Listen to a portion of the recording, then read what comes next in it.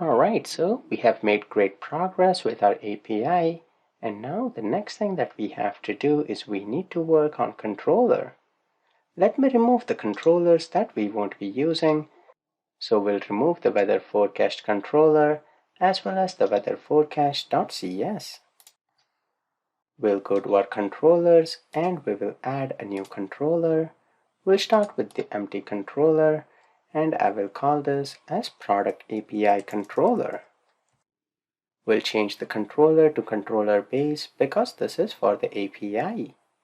With that, I will also give it a global route. I'll call this as API/products. Then, as I've said before with the API, I do not want to pass something generic. That's why we created a response DTO. So let me create a protected response DTO right here. I'll call this as underscore response. Next, we have our repository, which has the CRUD operation method, and we added that to our startup class file. So we need to get an instance of that using dependency injection. So I'll say iProduct repository. We'll name it underscore product repository. We'll get the implementation in constructor iProduct repository, product repository, underscore product repository is equal to product repository. On top of that, let me also instantiate the underscore response is equal to new response DTO. Now in this controller, we will have the CRUD operations.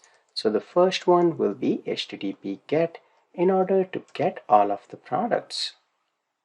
So I will call this public async task. What will be the return type?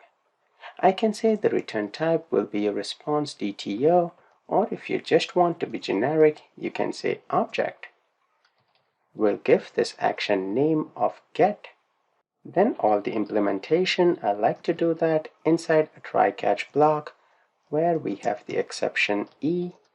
Here, if we get any exception, we know we can toggle the underscore response dot is success to be false, and we have to log the message. And we can log the message underscore response dot error messages is equal to new list of string, and we will pass the exception dot to string. What we'll do inside the try block is we'll try to get an IEnumerable of product DTO. We'll call that product DTOs is equal to await underscore product repository dot get products. The return type is good because it does return an IEnumerable of product DTO. Once we get that, we have to populate underscore response dot result is equal to the product DTOs that we retrieved. We do not have to set the is success to be true because by default we have assigned that the value of true. After the try-catch block, we will just return the response. So return underscore response, and that looks good for the get action method. Let's go to Solution Explorer. The startup project is API. Let's run the project.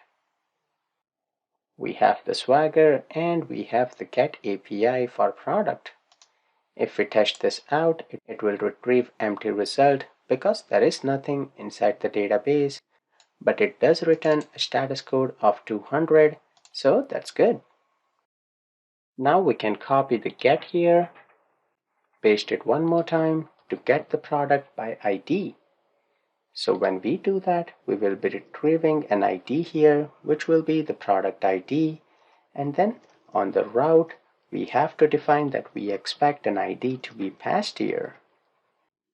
And then inside the try block, it will just be one product DTO. And we have to change this to get product by ID. We will pass our ID here. Perfect. Everything else stays the same. We can run this and we can test this out as well. If we try this, try it out, let's pass an ID. It doesn't matter because no data exists inside the database. It returns a 200 success, but everything is empty. Now when you are using Swashbuckle, you need to make sure that your API is error-free. Like, let me remove this line of code and run the application. This time you will see a generic error message which says fail to load API, fetch errors undefined swagger.json. This error is misleading, but it basically means that there is something wrong in your API. If you examine, what is one thing that we removed? We just removed a route here. What happens if this route is not present? This is an invalid API. Because when a call gets here for a GET request at API products, it is confused whether it should redirect to the first one or the second method here. Because inside the definition, we have not defined that the second one expects an ID. It does not know based on the parameter that it retrieves here. So because of that, you have to explicitly define a route and say that the GET by ID expects an ID. So if you have any errors in your API, you will see the generic error that I showed in the earlier screen. If you get that, then uncomment the code that you added and see if that works. If it does, then whatever you added right here, there is some error inside the API definition and the Swagger is not able to build that. So with this, we have the get product and get product by ID. In the next video, we'll implement post, put, and delete.